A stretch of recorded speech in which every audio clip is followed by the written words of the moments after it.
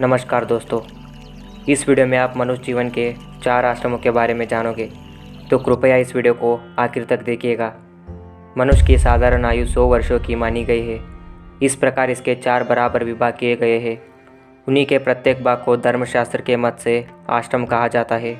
ब्रह्मचारी, गृही, वानप्रस्थो, भिक्षुश, चतुष्टय, मतलब ब्रह्मचारी, गृहस्थ, वानप्रस्थ और सन्यासी, ये 4 आश्रमों के नाम है।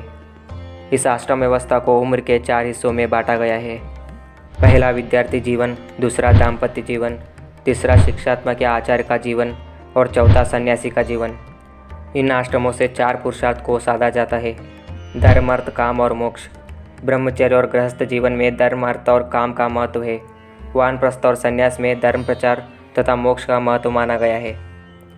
अब हम इन 4 आश्रमों को एक एक करके अभ्यास करते जाएंगे, तो कृपया आप ध्यान से सुनिए। उम्र के प्रथम 25 वर्ष में शरीर, मन और बुद्धि के विकास को निर्धारित किया गया है। यह पहला आश्रम ब्रह्मचर्य आश्रम के नाम से पुकारा जाता है। इस अवस्था में मनुष्य विद्यार्थी जीवन जीता है और ब्रह्मचर्य का पालन करता है। ब्रह्मचर्य आश्रमों ज्येष्ठ, श्रेष्ठ, चैव तथाविधम, मतलब ब्रह्मचर्य आश्रम सब आश्रमों से ज्येष्ठ और उसी प्रकार श्रेष्ठ भी है। ब्रह्मचर्य आश्रम विद्यार्थी की वो अवस्था है जिसमें वो प्रवेश होकर नियमित समय तक वीर रक्षा सहित विद्या अध्ययन, गुरु सेवा और सदाचार में व्यतीत होता है।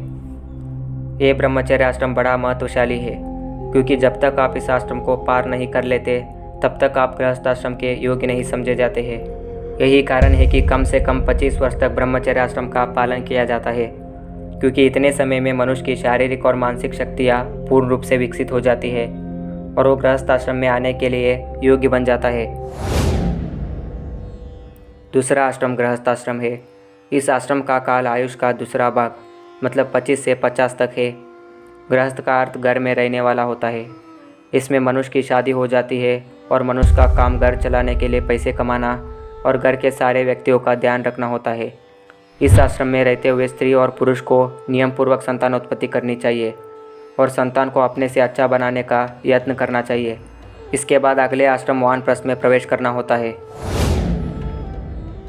तीसरा आश्रम वानप्रस्थ आश्रम कहलाता है।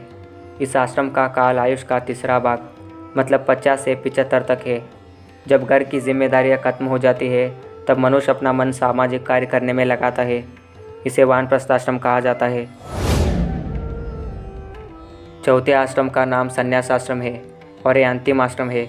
इस आश्रम का काल आयुष का चौथा भाग, मतलब 75 से 100 तक है। संन्यास का अर्थ संपूर्ण रीति से त्याग करना होता है।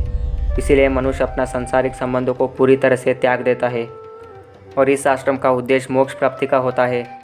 इस तरह मनुष्य का जीवन 4 भागों में बांटा गया है।